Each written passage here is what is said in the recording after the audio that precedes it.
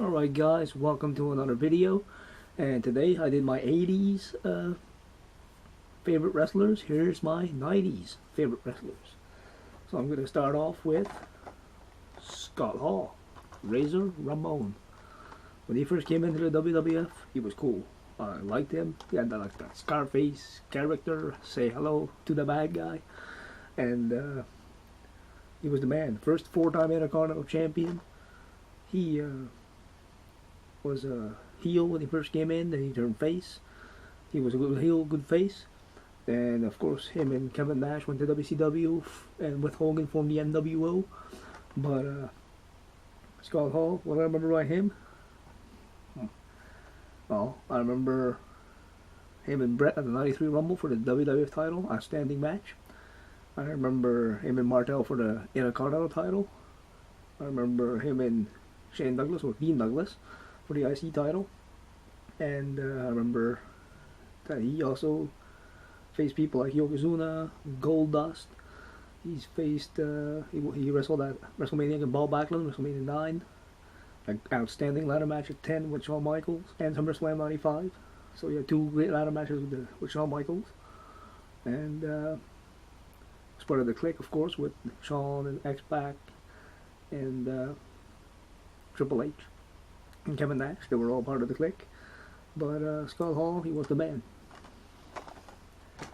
Then I put him in here. I know he started in the 80s, but he only became champion in 1990 at Great American Bash against Ric Flair. It's Sting.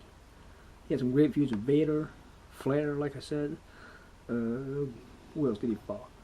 He fought like Barry Windham. He fought, him and Dusty fought the Horsemen of the Arn Anderson and Tully Blanchard. And Sting was, he came to WWE, but his career in WWE was kind of not that great. Went to TNA, where he had some great success too, but WCW was the place where he really came into his own. I like Sting. Remember him and Luger winning the tag titles. I remember him and Hogan having a great feud, Starrcade '97 for the WCW title. And he first did with that Surfer Sting with the paint and going woo and wow and all that, and then he turned into that Crow character, Sting with the black and white and the baseball bat, would be in the rafters and wouldn't say anything. Was the only person to try to drive a wedge and try to get one up on the NWO and actually beat Hogan for the title. So Sting was the man. Then, well, somebody who's still missed to this day and was a very tragic accident, but to me he was great, and he was a great part of the '90s. He was in the Nation Domination.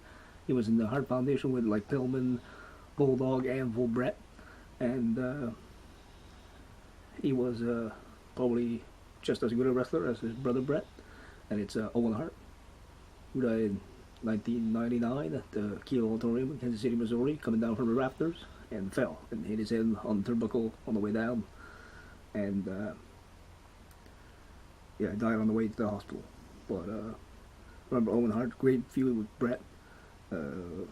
Yeah, he was the '94 King of the Ring. He was a two-time Intercontinental Champion. He was tag champion with Bulldog, Yokozuna, Jeff Jarrett, and wow, he will be sorely missed. He had some great matches. He was a great technical wrestler. Wrestled as the Blue Blazer. Wow, I've seen him have a great match at WrestleMania 10 against Bret. The steel cage from '94 SummerSlam, that was awesome, against Bret Hart. But Owen Hart was the man. Then in 1995 and 6, and at the beginning of Nitro, a man came out of the power plant, and it was DDP, three-time WCW champion. Great matches with great feud with Randy Savage, that really put him on the map. He had great matches like with the NWO. He had matches with Sting. He went to WWE, was the European champ there, was tag champ with Canyon. He was tag US World TV in WCW. He was a manager in the AWA. Wow. But in the '90s is where he became the WCW champion for the first time. That was awesome.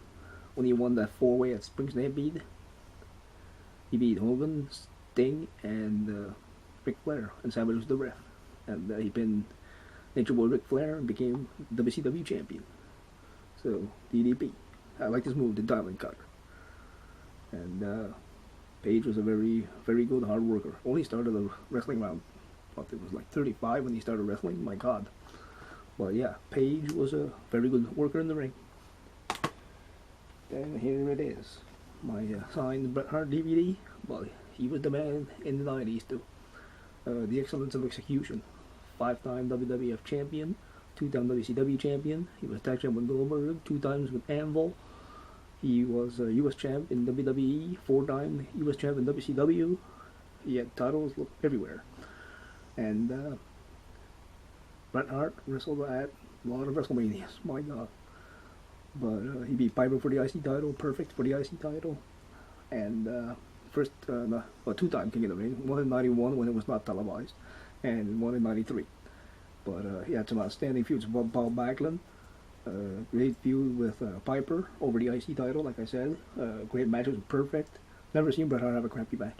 He had great matches with Chris Benoit in WCW, and some awesome stuff. Bret was a great technical wrestler. I liked him on the Hart Foundation too. When he first came in, him and Anvil were heels in the tag team division. Had great matches with the Killer Bees, the British Bulldogs, Powers of Pain, Demolition, Brainbusters, yeah, the Rockers. He had a great 92 Survivor Series match against Shawn Michaels. The 1-hour Iron Man match from 12 against Shawn. That great WrestleMania 13 No Holds Barred against Stone Cold Steve Austin. Great stuff. Some great stuff. But Bret Hart was the be all end all in the 90s until he met Shawn Michaels, of course. Well, yeah. What do you want to call him? Mick Foley, Cactus Jack, Dude Love, or Mankind? It's Mick Foley. Was on ECW, WCW, and WWE. Was like an 8-time tag champ. He was 3-time WWE champion. He even was a TNA World Champion. Was the first ever Hardcore Champion. But yeah, as Cactus Jack had great matches with Triple H. One of them was Street Fight 2000 Rumble. Falls Count Anywhere from Raw. He had a Hell in a Cell 2000 No Way Out against Triple H. As Dude Love, he fought Stone Cold Steve Austin in some pretty good matches. He had as Mankind, great matches with The Undertaker. Again, great matches. That famous Hell in a Cell, 98 King of the Ring with The Undertaker. Beat Taker, 96 King of the Ring. Fought him in Buried Alive match. Fought him in no DQ matches. Fought Taker in Ballroom Brawl. Lost an ear in Germany. What can you say about Mick Foley? My God. As Cactus Jack, he was crazy. Dude Love, he was more kind of fan friendly, I guess you could say. And of course, with Mick Foley, he was commissioner on WWE. He's coach or manager. He was GM of Raw this past 2016, a little bit 2017. And Mick Foley, probably the toughest guy walking the face of the earth. My God, the stuff he's been through. Wrestled Terry Funk, and oh my God, great feud even with Ric Flair in TNA and WWE, and great series of matches with The Rock. Like yeah, I Quit, The Last Man Standing, a ladder match. Halftime Heat was the Falls Count Anywhere. He had what was the other one? Oh, a match of Rock Bottom 98 against The Rock for the title. 98 Survivor Series against The Rock in tournament final. And just an amazing person, Mick Foley. And probably, in my eyes, the best in-ring performer in the 90s, the Heartbreak Kid, Shawn Michaels. Him and Bret were probably the two hardest workers in the company in the 90s when WCW was beating WCW in the ratings. Those who were trying to hold WWE together, Shawn Michaels and Bret. Well, great matches with Bret Hart. Great few Marty Jannetty, actually. Some underrated matches there with great stuff. 93 SummerSlam match against Mr. Perfect. He had some great matches. He never had like Bret, never seen him have a crappy match. As part of the Rockers, with him and Jannetty, they actually won the tag titles on the Saturday Night Main Event, 2 out of 3 falls against the Hart Foundation. I still count that, even though WWE doesn't want to count it. But he was an AWA tag champ with Jannetty too, and three-time Intercontinental. He was like three-time WWF champion, world champion. He won the first ever Elimination Chamber, and he was European champ also. Great matches with the Bulldog. My God, 96 King of the Ring, one night only, 97, and beat Bulldog and started a main event in 92 for the IC title. So great stuff. And won two back-to-back Royal Rumbles, and of course had two outstanding matches against The Undertaker at WrestleMania 25 and 26. So good stuff. Shawn Michaels. Then a guy who was in WCW, TNA, WWE, but in I say what, 95, 96, in WWE, had great matches with Razor Ramon over the IC title. This is Double J, Jeff Jarrett. It's his four-disc TNA DVD that I have of him. But yeah, great matches with, like I said, Scott Hall. A great match with Shawn Michaels at In Your House 2 for the IC title. He wrestled at, him and Owen were tag champs. They beat like D'Lo and Test at 15. What else? He won the WCW title on numerous occasions. He was US champ, and the guy could actually go in the ring. He was a pretty good worker in the ring. That's matches with China. TNA had great matches with Sting and Jeff Hardy. But yeah, Double J, Jeff Jarrett. And of course, the most electrifying man in sports entertainment, The Rock, debuted in 1996 Survivor Series. And yeah, great matches with Triple H, Stone Cold, of course. And when he first came in, he was a babyface and nobody liked him. He was Rocky Maivia. Then he joined the Nation. Just went under by the name Rocky or Rock. And then boom, he suddenly hit one of the greatest talkers on the mic. My God. But some probably outstanding and best feuds that will probably never be duplicated against Stone Cold Steve Austin. WrestleMania 15, WrestleMania 17, and WrestleMania 19, 2003. Great matches with Stone Cold. Awesome. Then a bit of a, his nickname says it all. Loose cannon, Brian Pillman. In WCW, he was part of the Horsemen. And in the 90s, he was light heavyweight champion in WCW. He was tag team champion with stunning Stone Cold Steve Austin at the Hollywood Blondes. Great high flyer. Wow, just had some great matches with basically anybody. Fought like Barry Windham, Ricky Steamboat. He's faced Eddie Guerrero. He's faced Steve Austin. He was in WWE where he had a feud with Goldust, and part of the Hart Foundation with Bret Owen, Anvil Bulldog, and was a great in-ring competitor.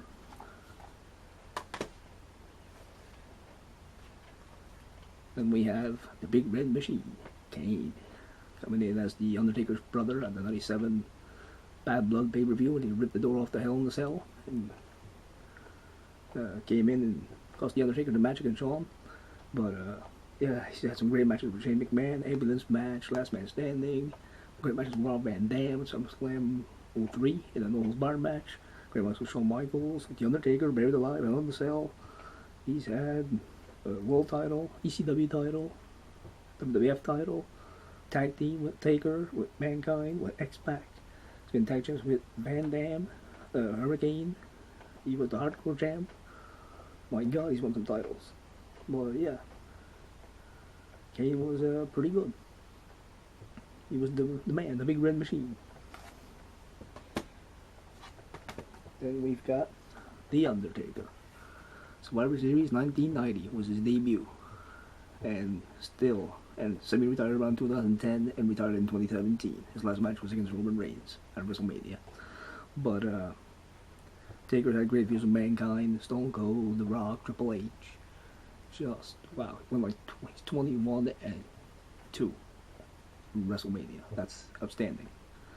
But yeah, he was the man, the phenom. He was basically the one gimmick that's lasted that long. Wow.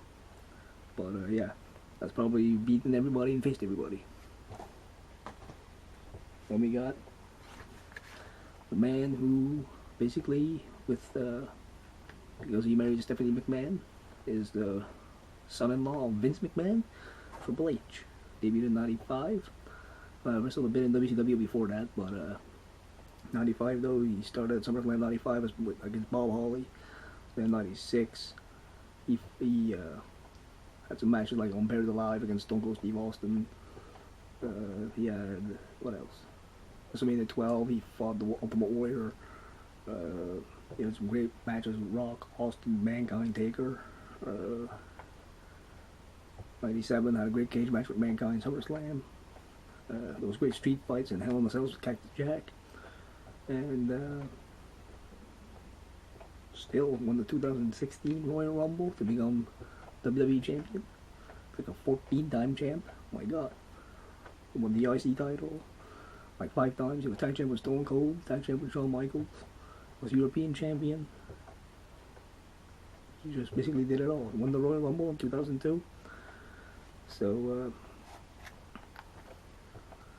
had a great feud and matches with Jericho, Hell in a Cell, Last Man Standing, WrestleMania 18 when he won the Undisputed title. But yeah, there's some great stuff. Triple H, Kings of Kings. And of course, one of my all-time favorite wrestlers of all time. The man, Stone Cold Steve Austin.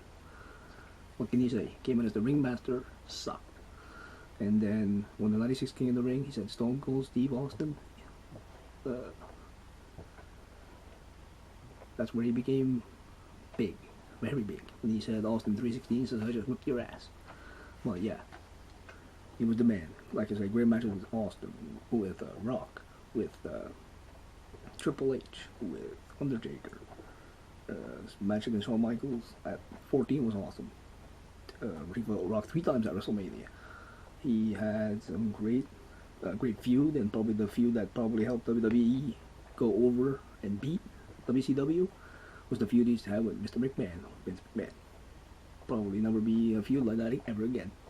And I think that's the feud that really skyrocketed WWE, the Attitude Era. Always wanted to see what he wanted to do on every episode of Raw. Came in, drove his Zamboni. Came in, drove the beer truck and sprayed the McMahon and Shane and Rock in the ring. He put the cement in McMahon's Corvette.